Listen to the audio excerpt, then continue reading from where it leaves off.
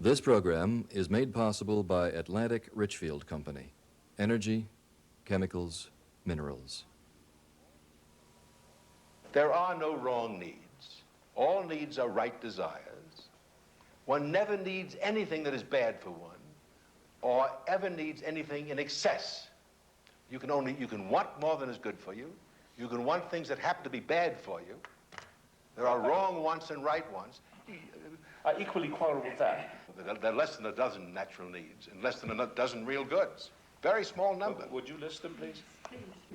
Food, certainly. Drink, certainly. And sleep, certainly. I am not sure that sex, I'm not sure that sexual deprivation is as serious as the deprivation. I really mean this quite seriously. I don't mean to be jocular.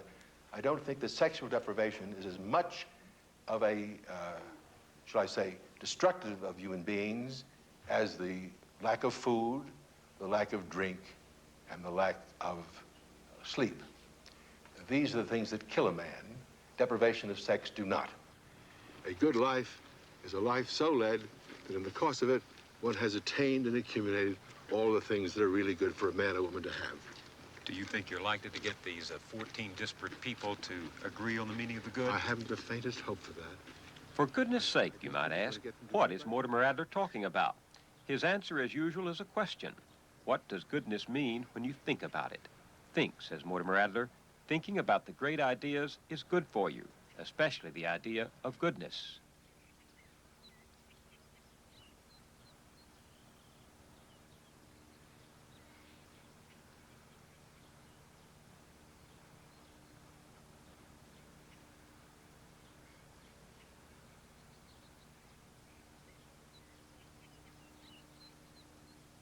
Every summer, they come from distant places to the Aspen Institute in Colorado. The Institute's controlling principle is that you're never too old or too official to learn. Scholars, business executives, judges, journalists, educators, public officials, as well as citizens without titles who come with open minds willing to joust with the opinions of others. From the United Nations University in Tokyo, from the British Academy in London, and from the University of Texas in Austin, they may be late, but never lazy. Mortimer Adler won't allow it. Adler's seminars at the institute he helped to start are exacting, exhausting, often exasperating, but never boring. Ideas are his passion. He's chairman of the board of editors of the Encyclopedia Britannica, director of the Institute for Philosophical Research in Chicago, and one of America's most prolific entrepreneurs of ideas. His latest book is called 6 Great Ideas. One of those ideas is goodness, the subject of today's seminar and of this film. Goodness. It's not what you think. In just the time we've been together, I've heard people around here talk of good weather, good wine, good coffee, a good time, a good reason, a good memory, a good man, a good woman. I've heard them talk about being good, feeling good, and doing good. When you hear that word good used that frequently, what goes through your mind? Well, I divide all those uses into 2 large groups. One is the moral use of the word good. When you say a good man or a good woman, I think you're making a moral judgment about the character of the person, and the kind of life he or she leads, and the kind of acts he or she performs. When you talk about good weather, good wine, good coffee, good time, the word good is used in what I'm going to call a grading sense. Coffee experts, for example, take bins of coffee and say good, better, best, and eliminate something that's not good at all. In every field of commerce, there are experts who grade the commodities according to the grades of excellence or perfection that they have. For that use of the word good, you could substitute the word fine, finer, finest. It would mean exactly the same thing. Not a moral sense. Not a moral sense at all.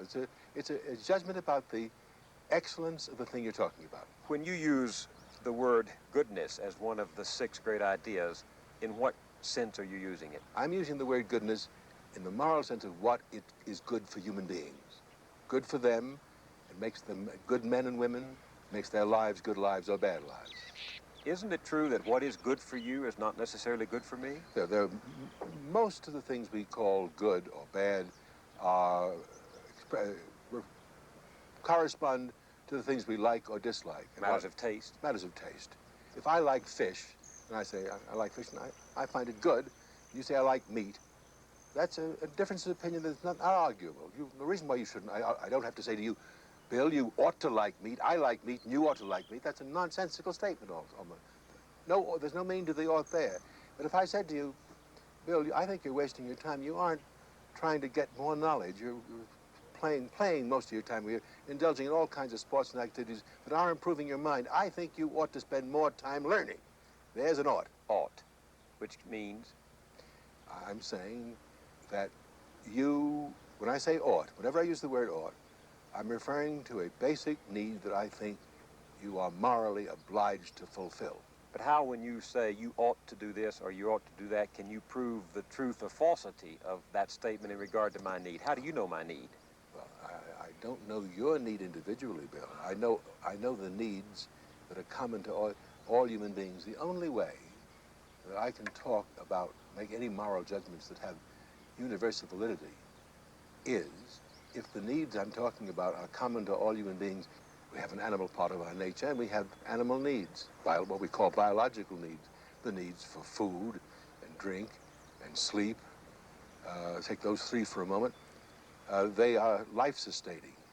And insofar as I would say that life is a fundamental good for a living thing, we need the things that sustain life. And every human being needs them. Every human being. Not just you and I, not just Americans, not just Frenchmen, not just Asiatics, all human beings, everywhere at all times. Now you say, are there needs that point to real goods beyond the biological level? Yes. I think man is by nature a political animal, and therefore being a citizen, having suffrage, having a voice in his own government is a real good and meets the need of a political animal. I think man has, by nature, freedom of choice, and he therefore needs freedom of action. Because if you had freedom of choice and did not have freedom of action, the freedom of choice would be nugatory. You couldn't carry out your choices, you see. So that our right to liberty is based upon our need for that freedom of action, which is the liberty we're concerned with, in order to realize, fulfill the freedom of choice, the choices we make freely. But the communist would say to that, you're not speaking for what is a basic need in our society, because as long as we meet the basic biological needs of people, the other needs are relative to your own society. I would say they're wrong. I have to say, I think the communist failure to recognize the human need for freedom, political freedom and individual freedom of action, is an error on the part of the totalitarian state. You're saying then that some things are good for us regardless of what people think about them. Precisely. I'm saying there is some moral truth, not everything. One man's meat is another man's poison is quite right. Your fish and my meat, okay.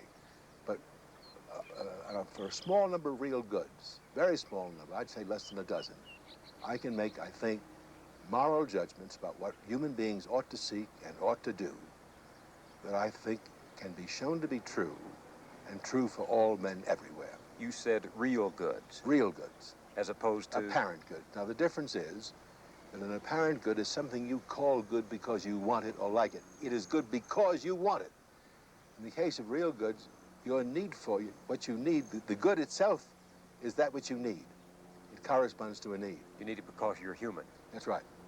Give me an example. Well, I would say when I say I like vanilla ice cream, and I think it's good, I call it good because I like it. That's an apparent good. I dislike pistachio. And I don't like it, and I don't call it good. But if I say I desire as much knowledge as I can get, and I'm going to make every effort to get as much knowledge as I can, I'm talking about a good that I feel obliged, under obligation to pursue, to seek, to acquire, because I think it's really good for me, because it fulfills a basic human need that I have. All the real goods are goods that we are obliged to seek, to desire, reach out for, because they satisfy our fundamental needs, fulfill our potentialities. But not all of us feel obliged to seek knowledge. I didn't say that everyone feels obliged. I say they ought to seek knowledge, and the obligation is upon them. That If I make the moral judgment, every human being should seek knowledge, I can defend that judgment. Defend it.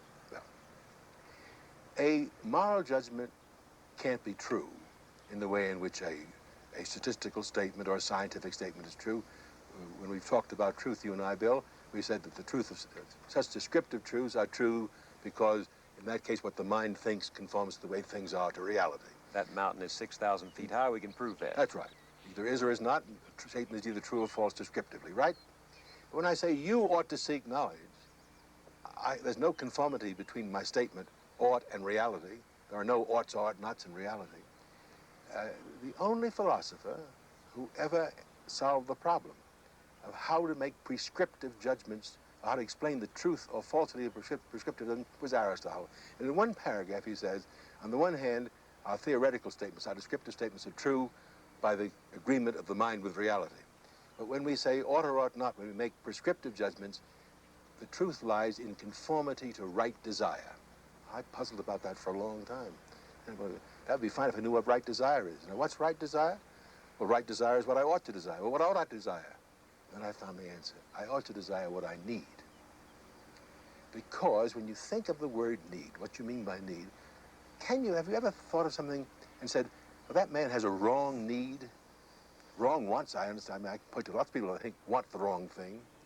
But can a person need something? Can a person need by nature something that's bad for his nature? I think not. Every need is a right desire for something that's really good for the person that needs it. And since we all have the same human nature, and our potentialities are the same, our inherent natural needs are the same, that is the basis of our moral judgments. All right, let's see if we can make this more concrete for people by playing fill in the blank. All right? And I will call out the blank and you fill it in with only what you consider to be those needs all of us need because we're human. Right. All right?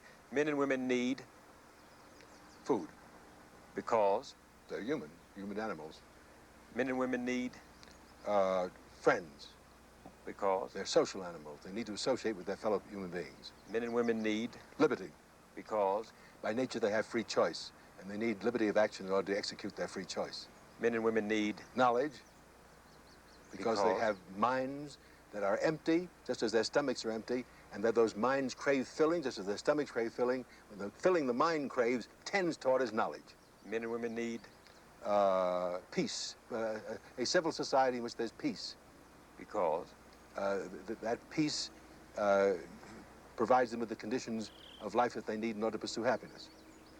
you don't mention, when you talk about the biological needs, you don't mention sex. And it seems to me that food is necessary for an individual to survive, but sex is necessary for the race to survive. And therefore, sex is as important to the race as food is to the individual. Sex is a very complex thing. Since sex can take place without reproduction, without the reproduction of the race, we have to separate sex from reproduction. The question is whether or not the deprivation of... I'm glad you mentioned it, because one of the things I should have said was pleasure. All human beings need pleasure. Because Because they are animals that suffer pleasure and pain, and pleasure is a fulfilling experience, and pain is a disturbing and distressing experience. Now, pleasures are of various kinds. There are the pleasures of the flesh and the pleasures of the spirit. I would include sexual pleasure among the pleasures, but I don't think it's the only pleasure men need. They can't be deprived of pleasure and lead good lives. But I don't think, I cannot bring myself to think that a life of sexual deprivation is a life that is prevented from being a good one. But don't they need it because they are human, and that the need for sex is as genetically coded as the need for food? No, I don't think so. The evidence in that, I would say, is that a man who starves dies. A man who doesn't sleep becomes so weak and emaciated that his health is ruined and his health and vigor is lost. But does the deprivation of the particular fleshly pleasure that is sex produce the same deteriorating or destructive effects as the deprivation of food and sleep and drink? I just raised the question. It seems to me that for a man who deals in empirical evidence and logic, it is really quite arbitrary to say that all human beings everywhere at all time have certain basic needs, and therefore they must desire to satisfy those needs in order to lead a good life. I'm saying it because we are all members of the same species.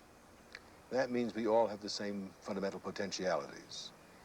Those same fundamental potentialities are tendencies. Every potentiality tends to its own realization of fulfillment.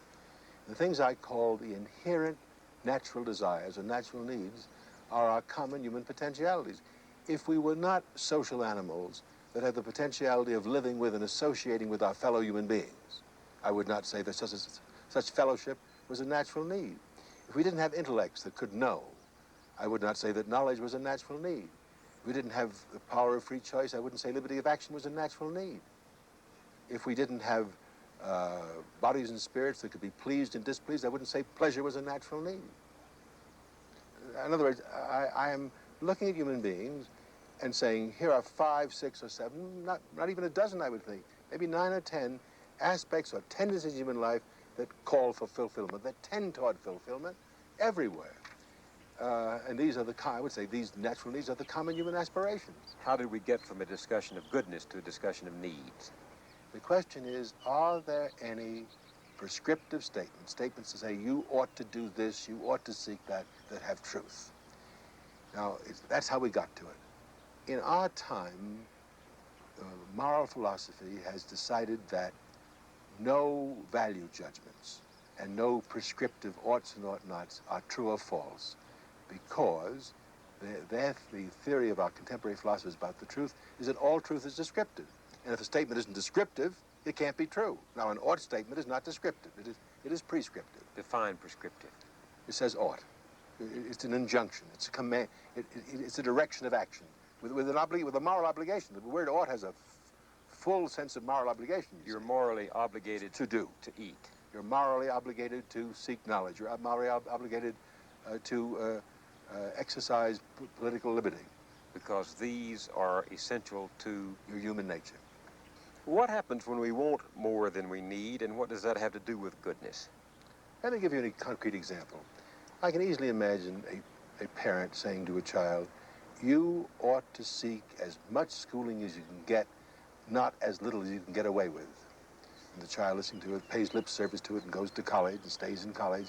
But while there, fritters away his time in various forms of play and recreation, and above all, sleeps a great deal. Sleeps over the weekend and stays in bed late when he can, instead of often cuts classes to do that. And because he indulges his desire for the pleasures of slumber. But you said sleep is necessary. Sleep is a good that we need, but we can often want more of the real good than we need it, see? A certain amount of sleep, just a certain amount of pleasure is a real good, but an immoderate pursuit of pleasure is wanting more pleasure than you need. And wanting more of a good that you really need can often interfere with obtaining a good that you do need.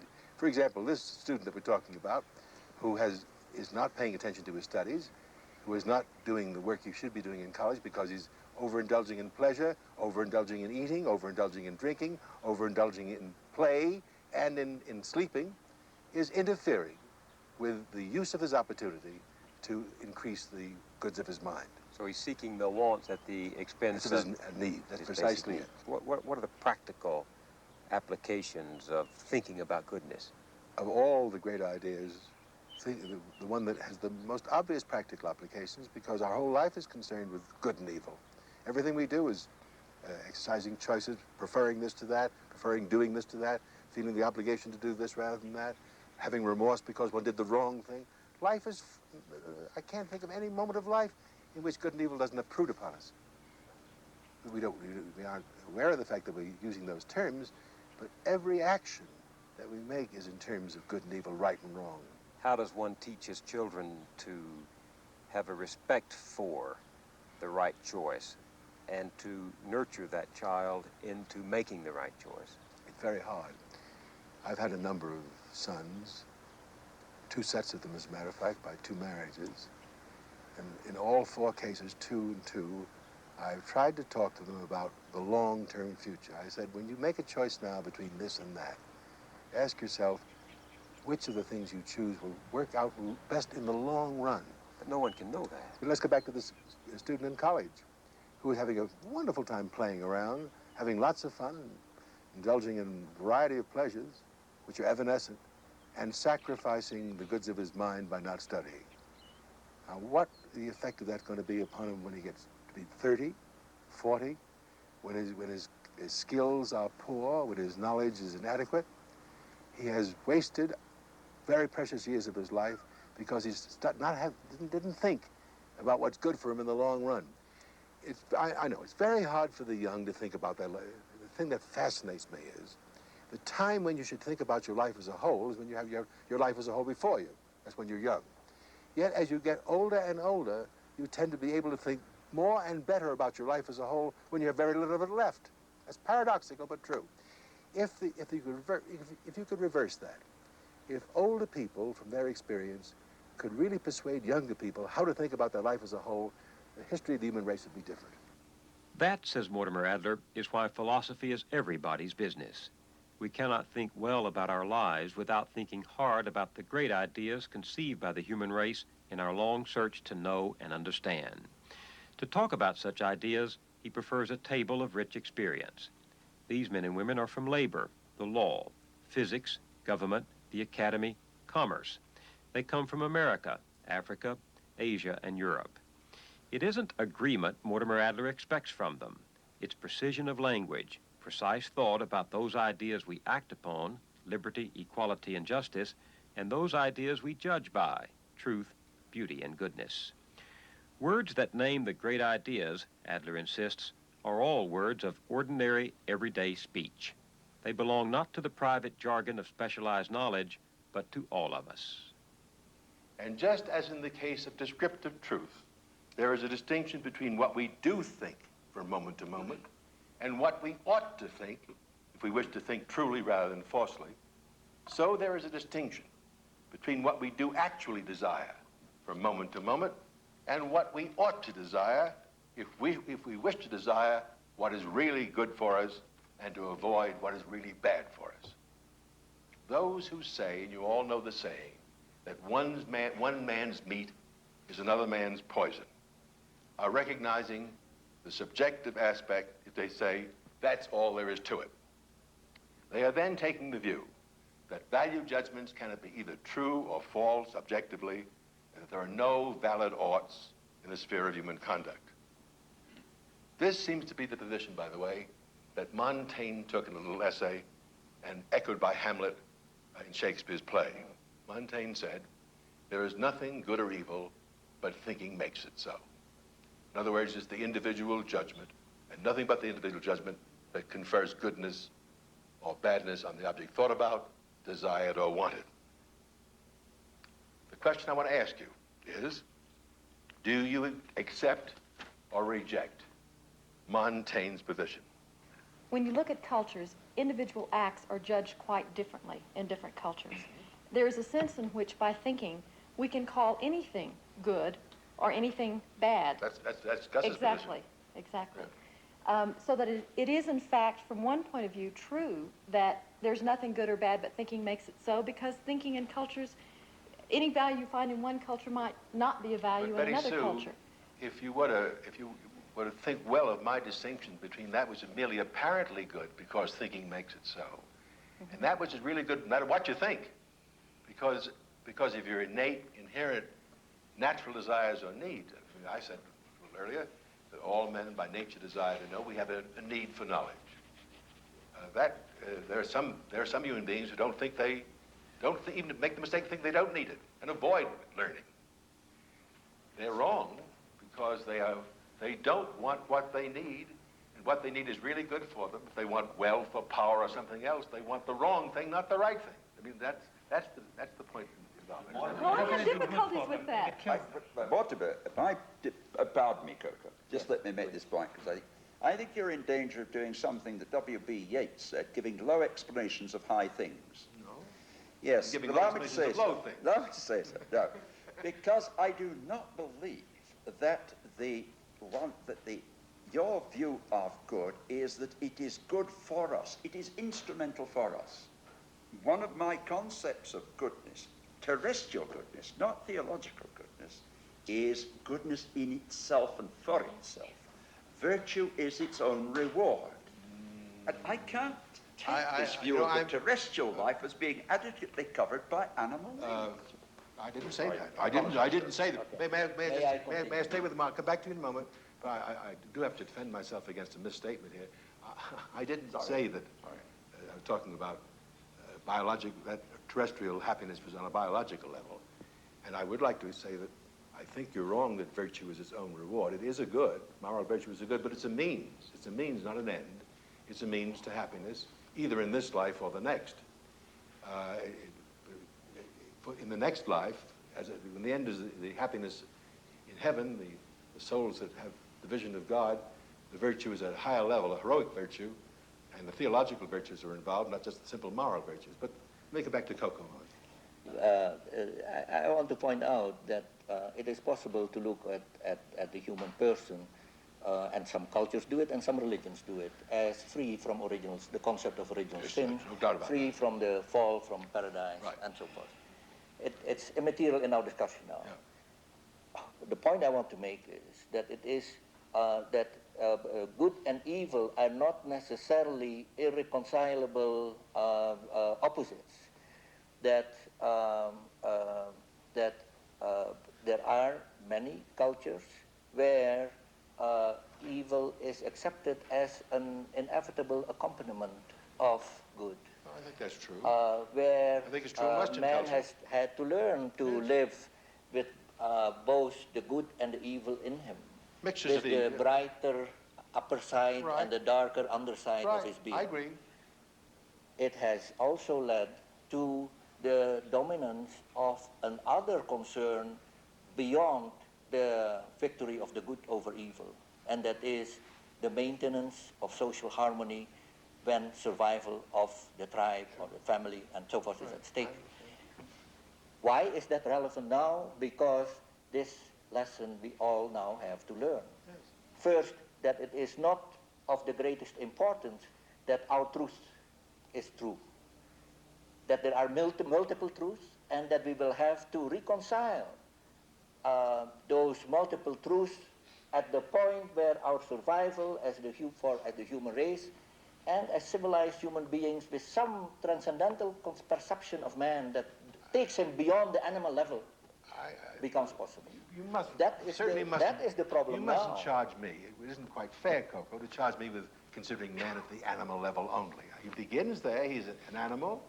He's a rational animal, and I think in some modest that's sense. not the point. The point is the multiplicity of truths, of the various aspects of truth, and the need for us, all of us, to learn, whatever the strength of our conviction of our own truth, to give room to the truth of others. May I make a comment on that, please? The deepest difference between East and West is on this very point. In the West, in one of the great disputations in the Middle Ages, St. Thomas defended against many opponents the doctrine of the unity of truth. And his point is, truth is a very complex whole, but all the parts of it must hang together. That unity, which embraces all truth, must include no conflicting truths. There cannot be conflicting truths within the unity of truth. He did this in defense of the Christian position against the Averroes, who thought there were two truths, truth of religion on the one hand, truth of science on the other, and the left hand and the right hand didn't have to get together. For St. Thomas, there can be no conflict between science and religion. If there's truth of science and truth of religion, they must cohere and be consistent, otherwise there can't be parts of the unity of truth. Now, in the Eastern, as I may be wrong, but in the Eastern view of these matters, when you and other Easterners, if I may say so, speak about the multiplicity of truths, you are willing to embrace in that multiplicity conflicting truths. I am not. And I'm not saying for a moment who's right. I'm only saying this is as fundamental a difference between the Far East and the West as any I know. And I do think I have to say that one of us is right and one of us is wrong, but which I will not know. No, because the conflict that you see may be a product of your mind.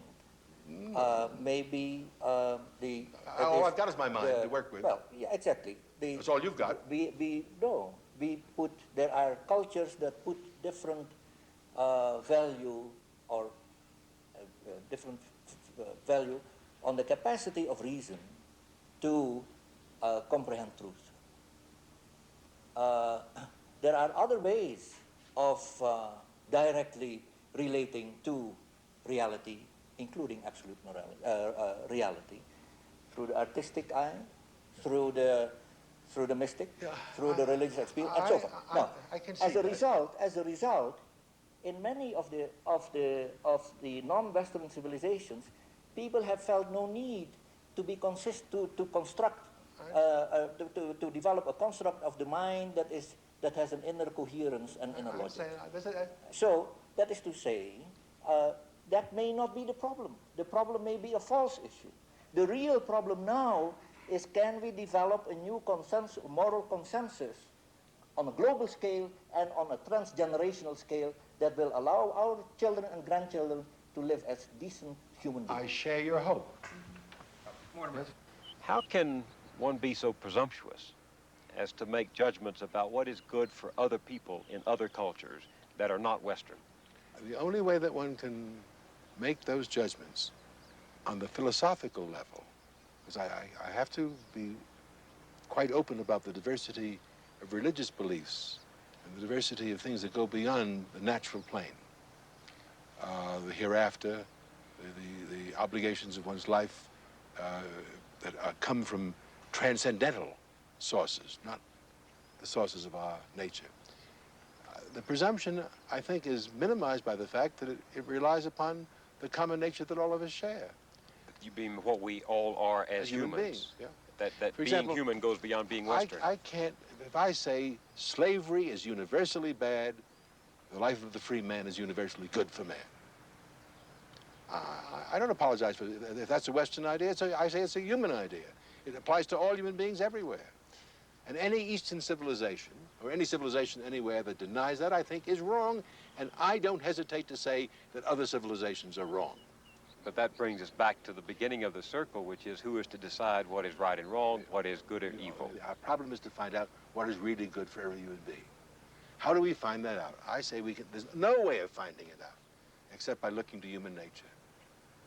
If I abandon the notion of human nature, if I abandon the notion that human nature is the same wherever men are, that it's the common constant throughout the human life on Earth, I have no basis for moral judgments at all. I want to be perfectly clear with you. If I give up the notion of human nature and natural needs, I have no basis whatsoever for any universally valid moral judgment. What about human rights? Because many societies do not accept, as Jimmy Carter learned, our definition of human rights. If I may say so, I think the only word that you use there that I would quarrel with is our definition. The definition of human rights is identical with the definition of human needs. Everything that any human being needs, he has a right to. And let me put it another way. Anything that a human being needs as a condition of his leading a good life, he has a right to. Which is more important by your philosophy? To know what is good to have, or to know what is right to do? What is right to do. In a sense, something I've just said implicitly answers your question. I don't think we can ever know what is right or wrong in our conduct to others unless we know what is really good for ourselves to have. It's only by my knowing that freedom is a real good for me that I know that slavery is wronging somebody else. It's only that when I know that having a moderate supply of external goods is a real good for me as a condition of a good life, that I know that grinding poverty, destitution is wrong for others. They have a right to a minimum, at least a decent minimum of wealth. Only when I know what is really good for me, that I should pursue, I ought to pursue, do I know what is right for everybody else to have, and I'm obligated to do my best I can to act justly toward them. And is this knowledge the work of philosophy? It seems to me this is what moral philosophy is about. I come from a culture in which many peoples do not see the polarity of good and evil which we're discussing here, in which good is synonymous with the word beautiful, and evil is not the opposite of good. I don't understand the need to relate innate needs to a dualistic moral system of good and evil. I believe that good and evil as a concept is a Western concept, that it does not apply to certain primal people and tribal people who make distinctions which are not made by the Western world. For instance, it is terribly difficult to explain to the Inuit people that in this society there are professionals who are trained and paid to kill other people, both executioners and organized armies. On the other hand, this culture finds it terribly difficult to understand that in other societies, cannibalism and human sacrifice is practiced as a good. I'm trying to suggest that perhaps good is not the opposite of evil, and that there is nothing that relates innate human needs to the concept of good. Curiously enough, what you said still reflects something that Montaigne had in mind. Montaigne is one of the first writers in the Western tribe, if you will, or the Western civilization, who wrote an essay in defense of cannibalism. Living in the 16th century, Montaigne was extraordinarily learned about the variety of tribal mores. I use the word tribal in no pejorative sense, and found all of them tolerable, however radically they differed, you see. And it's that which I think he's trying to defend when he says that anything that a particular people or a particular individual thinks well of, he regards as good, and that's no other way of talking about it. Well, that's why I voted. But you understand, I mean, without elaborating beyond the time permits, the discussion is unconsciously, but perpetually based on the Western presumption. I'm afraid it is. Right, and that is perfectly understandable, since we are dealing essentially... Your minority voice at this point is well heard. I could quote Carl Jung, who says, any system of philosophy or psychology which is a leveling influence, he is opposed to. And I feel that somehow or another in the discussion of good and evil, which is, of course, familiar to us since it was a major ploy of all missionaries, that there is a tendency to unconsciously silence dissent. And I am provoked to address myself to an issue, even if my opinion has been effectively silenced by the question I've been asked. May I just ask you, Vatke, if dissent is a Western concept too? Yes, it is. You're absolutely right. You're absolutely right. I'd like to ask you your definition of goodness or good. Well, because I understand you. Let me make it a personal definition, because one can never speak of Indians any more than one can speak of Europeans. Right. There are a great many different people, a great many different mentalities, and what have you. But speaking personally, I would relate it to my own tribal background, in which goodness is beautiful. And since in the life of my people, the aesthetic is the ultimate effervescence of life, and all things are judged by that notion, then it is a kind of, quote, moral code, but it has none of the dualistic notion. We will come. There is a word which is ugly, too. Yes. And the opposition of beautiful and ugly is something like as dualistic as good and evil. Now, may I say also that I'm sure you know that I disagree with you. Yes.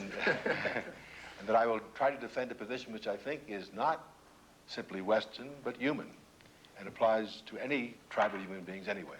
It seems to me that basic needs, and particularly as now defined, take us back to such a basic level at a time when it seems to me that the cumulative experience of mankind has been not only taking basic needs for granted, but building on them. So that if we were to take this into, for instance, the real world we live in, and people say, well, you know, there are some people who really suffer and who have basic needs, I would say that over the period of experience, man has learned to emphasize different things, to develop his capacity and potential in areas that he has chosen for one reason or another from his experience to be the things he wants to develop. So that, for instance, in my part of the world, men might have developed more the art and the science of dealing with one another as human beings. I understand that. And certain moral values. And nature might have provided certain basic needs that they don't even have to think about anymore. Granted, but the now, point... Then, if we say part of the world needs basic things, they need food, they need clothing, they need this, they need that, and we go about trying to provide that, we satisfy ourselves in terms of the higher goals of pursuing greater values of man. But stay on the lowest by level for a going moment. to that level of basic needs. Francis, stay on the lowest level for a moment. When we talk about human rights, which I can't understand except in terms of these basic needs, why do we regard, I think, in all doctrines of human rights, enslavement as a wrong treatment of man? I say because man by nature needs freedom. I would be inspired by the overriding goal of human dignity. Yes, I would to too. pursue human rights rather than by the basic need to be free. But if you ask what the particular rights are, see, human dignity is certainly the essential component of the whole picture. But if you say, what are the rights, the deprivation of which must be corrected? For example, just taking our own country, I think we took seriously within our recent past the war on poverty. What we meant by the war on poverty is that a small portion of our population, really a small fraction, are seriously deprived of these basic biological goods. They live below the human standard with respect to nutrition, with respect to food, with respect to the simple, basic economic goods.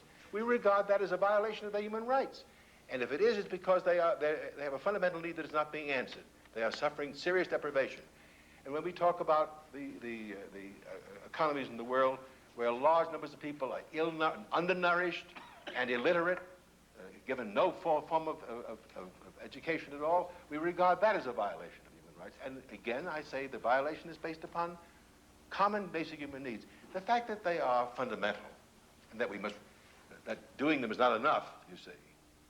I agree with you entirely that you have to go beyond them in many ways. There are many things that are good for human individuals that they are privileged to pursue, but always on the basis of their basic needs being satisfied first. Yes, Rudy. Very briefly, Mortimer, we had a discussion in the United Nations over the last several years, starting from human rights, leading to basic human needs. Yeah. And as you said, one was building on the other. Right. However, the basic needs as defined in UN papers, and I'm sure Coco will back me up on that, is somewhat different in areas entirely different from what we've been discussing here. There is food, there's health care, there's education, but there's also energy. There's also industrialization and a number of other basic needs that people think that they are basic. See, in that, I really think it's very important to make the distinction that I tried to make between what are the basic needs that correspond to the small number of potentialities of human nature and what are all energy, for instance, and a healthy environment. These are instrumental means, needed, of course, because they're needed as means to achieve the ultimate goods which correspond to the natural needs. In other words, there are two steps in analysis there.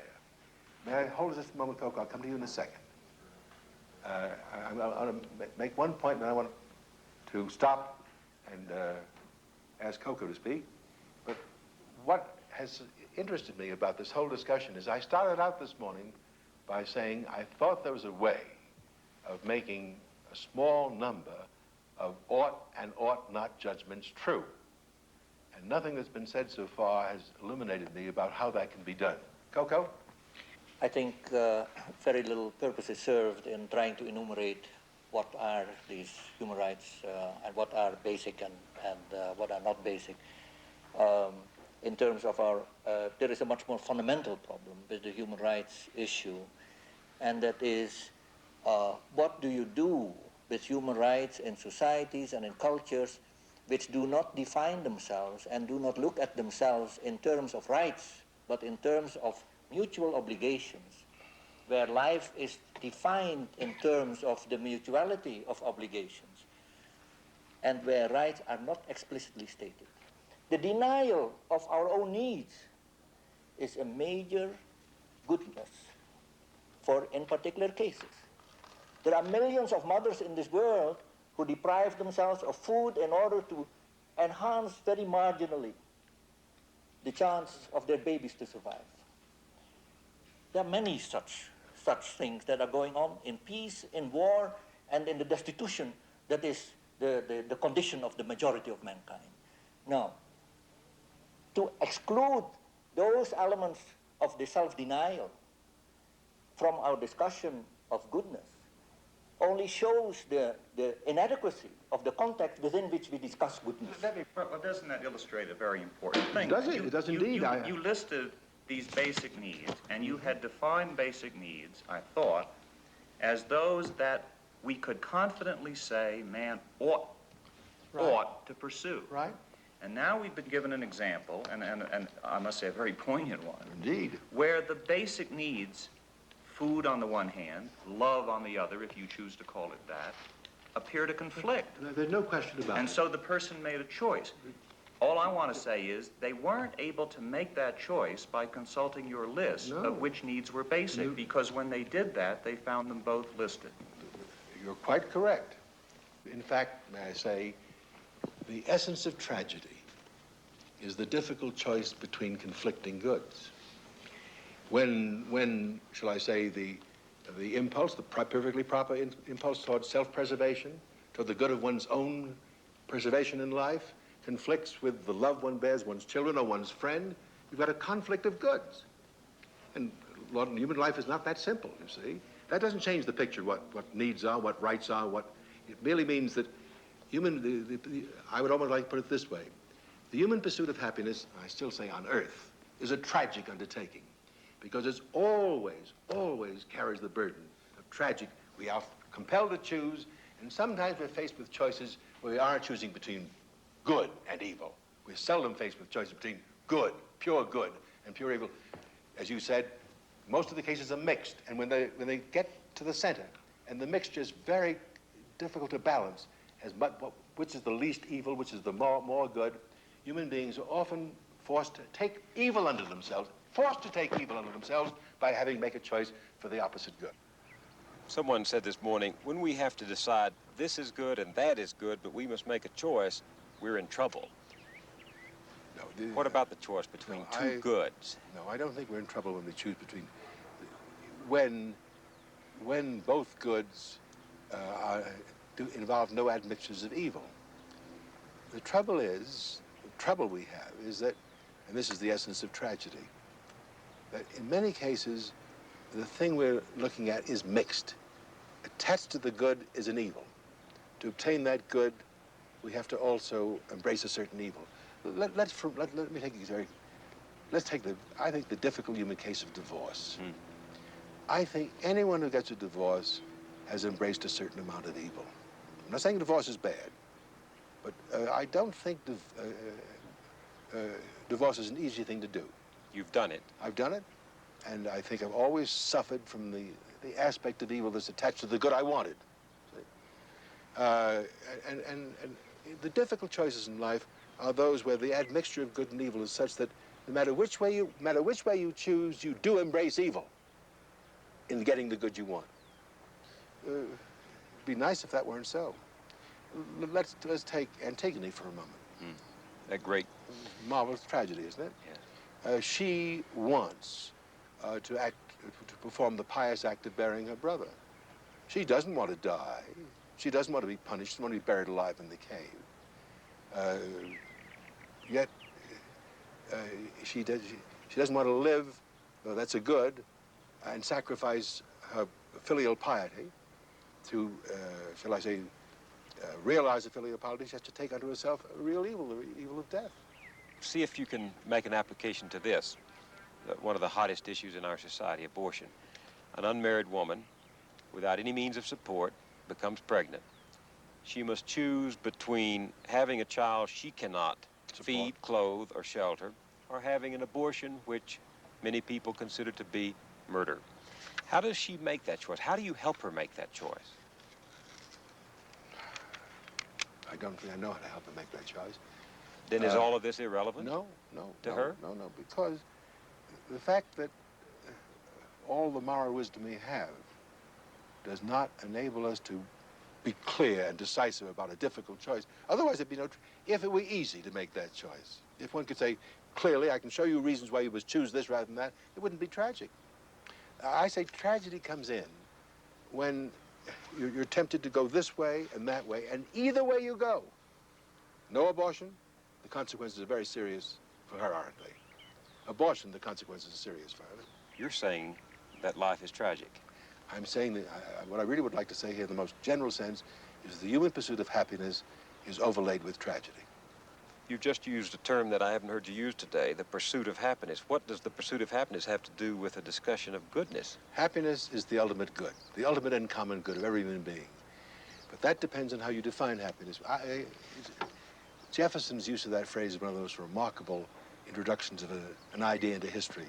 When he said, among these rights are the rights to life, liberty, and the pursuit of happiness, one wonders what he meant by the pursuit of happiness. Now, you think about it, there are only two things he could have meant by that term. In fact, only two things ever meant by it, because happiness is always an ultimate end.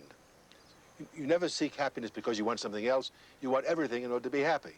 I can't imagine anyone concluding the sentence, I want to be happy because. I want wealth because I want to be happy. I want friends because I want to be happy. I want love because I want to be happy. I want health because I want to be happy. But I want to be happy because nothing. What about saying I want friends because I want friends? No. You know, friendship is friends are a good that makes a good life. Whatever contributes to one's happiness, one wants because one wants to be happy. But you can't say you want to be happy for any other reason beyond it. Take that for a moment. Regard happiness as a word that always names the ultimate end we seek, the ultimate good, the final end, that which we seek for its own sake and not for the sake of anything else. Now, if that's the case, there are two meanings. One is the psychological meaning, in which happiness means a state of contentment. A man is happy when he has everything he wants. And some days he may be happy, and some weeks he may be happy, and some years he may be happy, be followed by an unhappy year because at various times he has what he wants, and sometimes he's frustrated in getting what he wants. The other meaning of happiness is a man is happy if in the course of his whole lifetime he obtains everything he needs, not wants, but needs, that he ought to have. Now, I think it is clear that Jefferson must have meant by the pursuit of happiness that a man in the pursuit of happiness obtains everything that is really good for him, everything that he needs, not everything that he wants. Because if a government undertakes to secure for everyone the conditions of the pursuit of happiness, and men want different things that bring them into conflict, no government can do that. Men in pursuit of their needs do not come into conflict. They can work cooperatively to satisfy their needs. But if, let's say, here are some men, both of whom want power over everybody else, that can't be satisfied. That wrong want, I think, but nevertheless they want it, and they're discontented or unhappy, in their terms of the word happy, if they can't get it, but they both can't be secure in getting that want. So I think Jefferson must have understood Aristotle's conception of happiness as a good life as a whole, made good, enriched by the possession of everything that one really needs, plus a lot of other goods that are innocuous because they don't interfere with what you really need. St. Augustine, whom I referred to before, has a marvelous single sentence in a little essay on happiness. He said, happy is the man who in the course of a whole lifetime has everything he desires, provided he desire nothing amiss. That proviso is simply wonderful. Everything he desires, provided he desires nothing amiss. Let me translate. Augustine is saying, happy is the man who in the course of a whole lifetime obtains everything that he ought to desire and nothing that he ought not to desire. If we would clarify the matter, I'm going to give it for the moment and say the ultimate end that we all should seek is a totally good life. It's an end we can't ever reach. The end of our life, which we reach, is death. Of the last moments of our life are dying moments. Our life as a whole is like a symphony being played. It exists at no one moment. The conductor who tries to give an excellent performance of that symphony never has it at any moment. He has it only when the whole is completed. So a good life is something you have only when the whole is completed. And yet there are moments in any symphony of epiphany, of moments joy. No, now using the right, delight, contentment, enthusiasm, ecstasy. Those are all psychological words, and I'm using the word happiness in a non-psychological, purely moral sense. I don't see how your definition of happiness, using your own words, helps the common man or woman make sense of life because of the risks of chance, which mean that life may not wind up, for reasons beyond his or her control, a good life. Accepting my view for a moment, just for the moment. All right. That happiness consists in a good life well lived. He said, well, what's involved in that pursuit? I'd say there are two things involved in it. Two causes, two factors, each of which is necessary but neither of which is sufficient by itself. One is moral virtue. Moral virtue consisting in a habitual disposition to make the right choices. Take Augustine's point, never desiring anything amiss, never desiring what you ought not to desire, or failing to desire what you ought to desire. Moral virtue is an indispensable condition of leading a good life, of making a good life for yourself. But the other thing you just mentioned is equally important. Good fortune, things beyond your control. You have some power over your health, some power over your wealth, some power over the kind of society you live in, but not complete. You can suffer the accidents, outrageous accidents of misfortune. And your life can be ruined beyond your free choices by misfortunes. So we come, don't we, to politics, which has as its purpose trying to create the conditions in which people can pursue a good life. Precisely. The reason why I object to a large number of moral philosophers who think that being virtuous is sufficient. If a man is virtuous, it makes no difference what misfortunes he suffers. To take that view is to say, like, as Epictetus said, even though I'm a slave and my master's broken my leg, it makes no difference. My will is good. I'm a virtuous man, and I'm living a good life. I say no.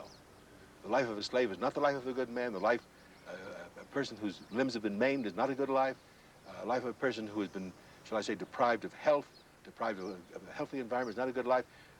If virtue alone were sufficient for a good life, we would have none of the moral, none of the political, economic reforms that have seen the progress of the human race. We would not pursue a society of liberty, Precisely. equality, and justice. Precisely. A good society is one which confers upon all its individuals the conditions of a good life by providing them with the goods of fortune beyond their control. Look, if you are under the obligation to make a good life for yourself, you have a right to anything you need to do so. The right is rest on that need to fulfill the obligation that's imposed upon you. If you have a moral obligation to lead a good life, and you need certain things to do so, you have a right to those things. Let me say it another way. When you know in your own heart and soul what is really good for you as the conditions of leading a good life, you also know what every other human being has a right to. You can't say, these are things that are really good for me, and no one else has a right to them. Anything you recognize as really good for you, you also know at once is right for everybody else to have, and they have a right to claim it. Mortimer Adler. Next in this series, The Idea is Liberty. I'm Bill Moyers.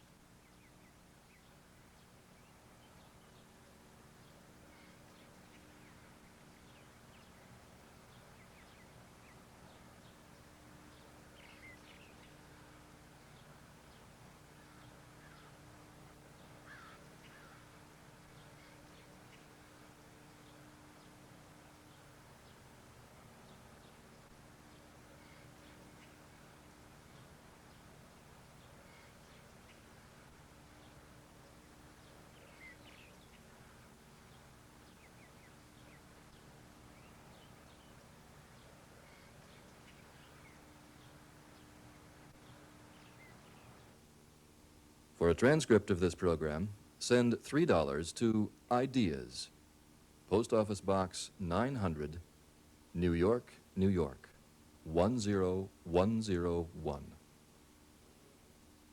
This program was made possible by Atlantic Richfield Company, Energy, Chemicals, Minerals.